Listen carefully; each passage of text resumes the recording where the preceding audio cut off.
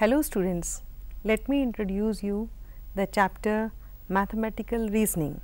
In this chapter, we shall look into the introduction, statements, new statements from old, special words or phrases, implications and validating statements. Let us begin with the introduction. In this chapter, we shall discuss about some basic ideas of mathematical reasoning. All of us know that human beings evolved from the lower species over many millennia. The main asset that made human species superior to other species was the ability to reason. How well this ability can be used depends on each person's power of reasoning. How to develop this power? Here we shall discuss the process of reasoning, especially in the context of mathematics. In mathematical language, there are two kinds of reasoning, inductive and deductive. We have already discussed the inductive reasoning in the context of mathematical induction. In this chapter, we shall discuss some fundamentals of deductive reasoning. In general, the goal of study of logic is to construct good or sound arguments and to recognize bad or unsound arguments. Thus, logic is the science of reasoning.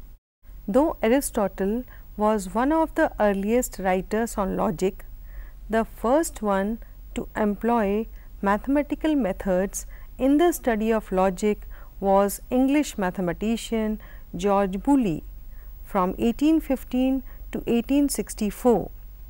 Hence, sometimes the study of logic in mathematics is called Boolean logic. Now, let us see what do you mean by statements. The basic unit involved in mathematical reasoning is a mathematical statement. Let us start with two sentences.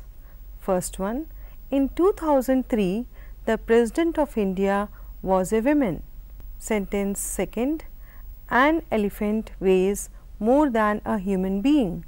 When we read these sentences, we immediately decide that the first sentence is false and the second is correct. There is no confusion regarding these.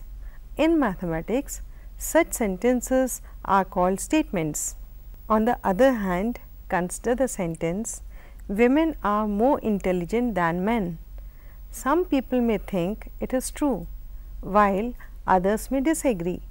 Regarding this sentence, we cannot say whether it is always true or false. That means, this sentence is ambiguous. Such a sentence is not acceptable as a statement in mathematics. A sentence is called a mathematically acceptable statement if it is either true or false, but not both. Whenever we mention a statement here, it is a mathematically acceptable statement. While studying mathematics, we come across many such sentences. Some examples are 2 plus 2 equals 4. The sum of two positive numbers is positive. All prime numbers are odd numbers.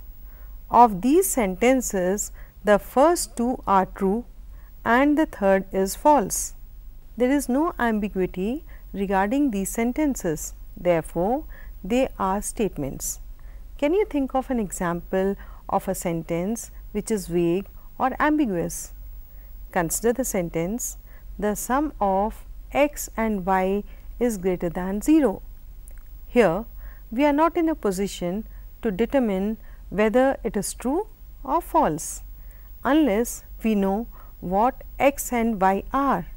For example, it is false when x is equal to 1 and y is equal to negative 3, and true when x is equal to 1 and y is equal to 0.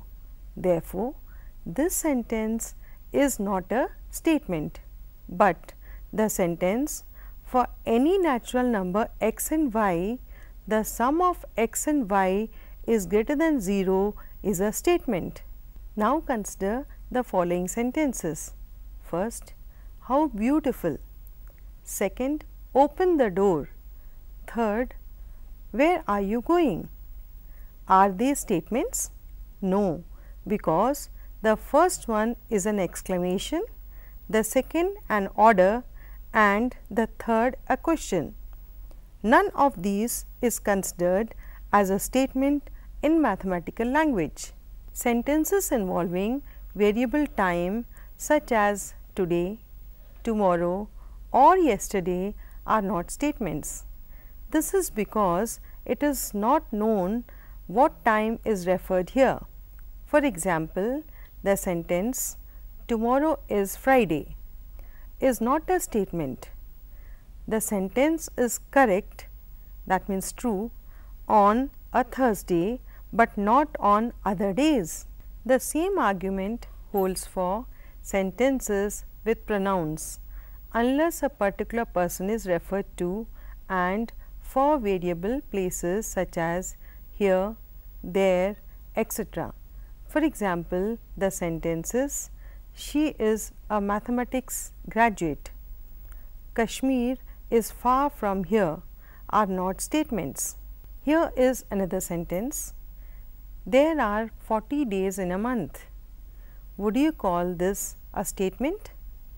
Note that the period mentioned in the sentence above is a variable time, and that is any of 12 months, but we know that the sentence is always false irrespective of the month, since the maximum number of days in a month never exceeds 31.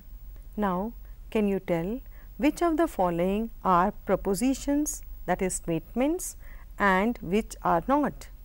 First, good morning to all. Second, raise your hands. Third, are you going to Delhi? Fourth, may God bless you. Fifth, how tall is Ramesh?